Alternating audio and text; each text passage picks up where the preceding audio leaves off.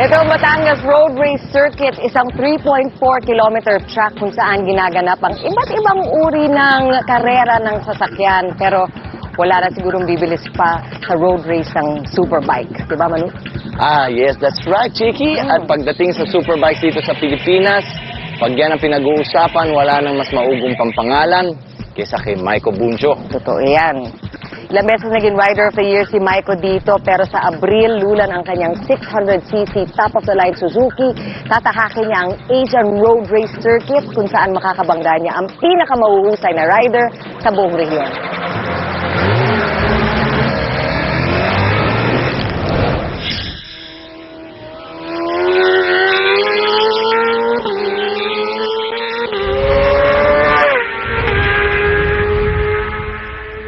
Mabigat tong laban na papasukin namin ngayong taon, kaya pinaghahandaan talaga namin ng mabuti.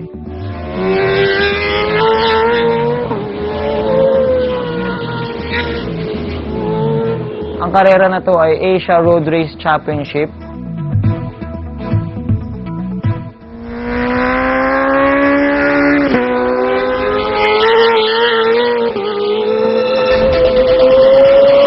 It's a six-leg series na magsisimula sa Malaysia, Indonesia, Japan, India, China, and Qatar. Ito yung unang-unang time na ang Pilipinas ay magpapadala ng team dito sa karera na to. Yung title na pinaglalaban namin pag nag-champion kami ay yung magiging Asian Champion for 2011. So kung sino man manalo sa championship ito, siya yung the best in Asia.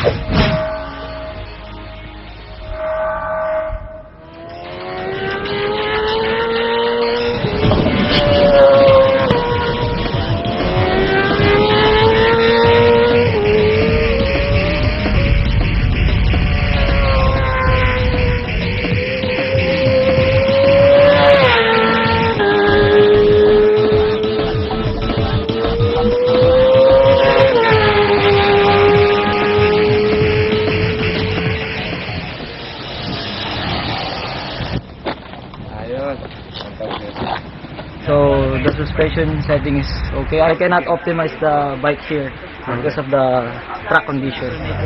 Ito ang unang araw ng training ni Maiko sa ilalim ng Yoshimura team ng Japan. I cannot push the bike too much because in entering corner, the almost 2 tires sliding. So yung testing namin sa Clark ay napaka-importante para sa amin dahil yun yung unang-unang beses namin ginamit yung motor. At yung mga motor na yun, ayon sa Yoshimura, 3 lang sa buong mundo at 2 doon nasa Philippine team. This kind of motorcycle superbike is moving with the ECU, which is the main computer. And the main computer always looking for the data for every sensor, which is the oil temperature, the water temperature, and how much the accelerate for the rider. This system can realize how much power using on the track. Ang Yoshimura Japan ay isa sa pinakabihasang tuner when it comes to racing. So napakagaling nila, napaka-well experienced nila. They have been joining yung World Superbikes, yung MotoGP, Endurance Run, yan ang mga sinasalihan ng Yoshimura. Ngayon, ito na yung pagkakataon na magamit natin ang kanilang teknolohiya sa pamamagitan ng karera na to.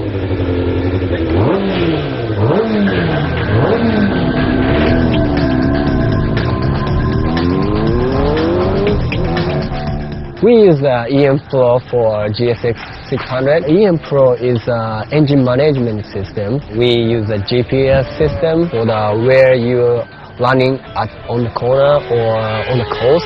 And that really helps for the rider for improving the riding form or riding course. Ngayon lang namin talaga na-experience to na nababasa lang namin sa magazine. Kasi ultimo yung shifting in a particular turn, nalalaman dun sa data logger kung maaga ba siya nagkumambyo or atrasado siya kumambyo. If some problem occur on the engine, we can see it.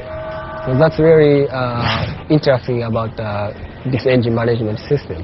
So, kanina, tinesting namin yung adjustment na ginawa nila kaninang umaga. Yung suspension, yung tires, yung brakes. Tinitake note nila yun para sa mamayang hapon na test naman kung anong pwede pa nila magawa para mas mapabilis ang motor.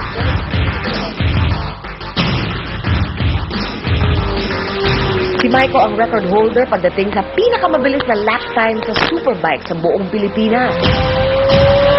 Meron tayong magaling na rider when it comes to 600, si Maiko Bunso nga. Pero pag ito hindi natumbasan ng tamang teknolohiya, hindi siya tutulin according to world standards. The fastest time dito sa Philippines, si Maiko nga ang record holder na 1 minute 59. Because of the technology, hindi namin expect na bababa within 2 days. Si Maiko mismo, nag-time siya ng 1 minute 57. Hindi lang motor ang pinapaganda nilang takbo, pati rin yung rider kasi pinakikita din nila kung saan parte ng racetrack kami mabagal, saan kami mabilis, saan pa pwede kami mag-improve. Napaka-crucial lang bawat salita mo sa mekaniko dahil kung anong sabihin mo, yun din yung gagawin nila. Kaya pag nagkamali ka ng sabi, malaking chance na mali din yung setup. So dapat bawat ramdam mo sa motor tama at tama din yung bibigay mong feedback.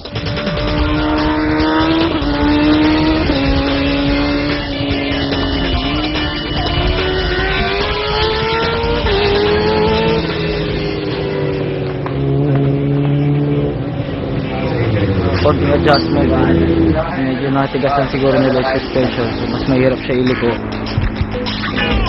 Sa road racing, ito ang mga basic na kailangan. Helmet. Ang helmet dapat ay magaan, full face, at dapat laging malinis ang visor para nakikita ang daan. Gloves para maprotektahan ng kamay. Full body leather suit para maprotektahan ng buong katawan. Dapat ang leather suit ay may back protector. Ang back protector, parang stopper siya. Kasi pag sumemplang ka na una ulo, yun yung mag-stop sa leg mo. Dapat ang suit ay may knee sliders.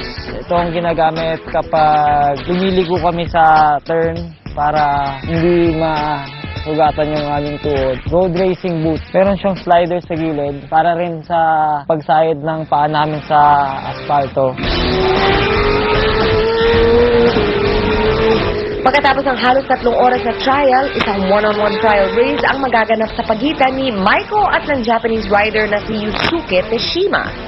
Maganda kasi pag isang kariris na nakikita di isang kalirista, nasasabi niya yung posibleng mabago para bumilis ka lalo at pinakikinggan ko naman at susubukan kong i-apply sa aking riding style.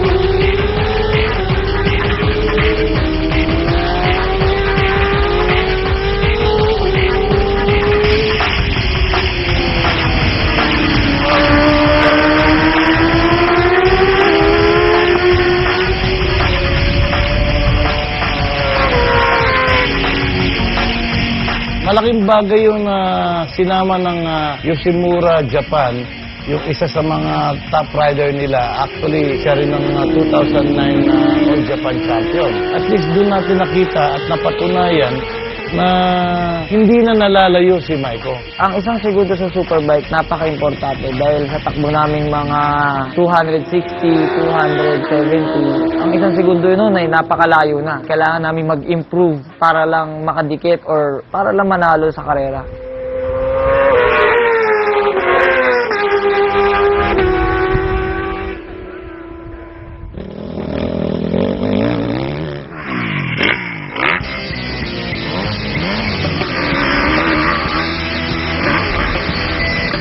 Or ako nag-start ng race, pero 3 ako tinuruan ng dad ko. Actually, mas nauna pa ako natuto mag-motor kaysa mag-bisikleta. Motocross kami nag-start kasi yung dad ko, former motocross rider before. After 10 years, na-injure yung wrist ko, kaya naghanap kami ng ibang alternate motorsport para makapag-ride pa rin ako ng motorsiklo na hindi masyado matagtag. Marami na rin nagtatanong sa akin, ba't hindi ko siya pinag-gym? Kasi sa motocross, pag tuloy-tuloy siya nagmo-motocross, ang nade-develop niyang muscle, angkop sa pagsakay ng motorsiklo.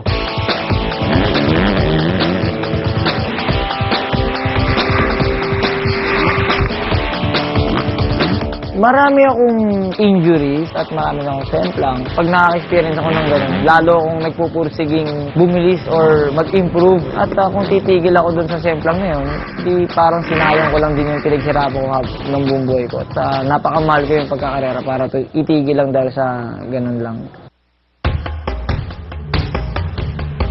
Hindi na mabilang ang mga parangal na nakamit ni Maiko sa mundo ng superbike racing.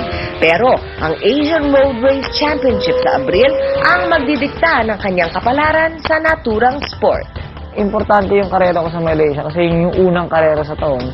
So from there, kapag nanalo ko doon, yung point of view ko sa the whole season, sa buong karera, is mababago. Magkakaroon ako ng confidence, kaya pinaghahandaan namin ang gusto to.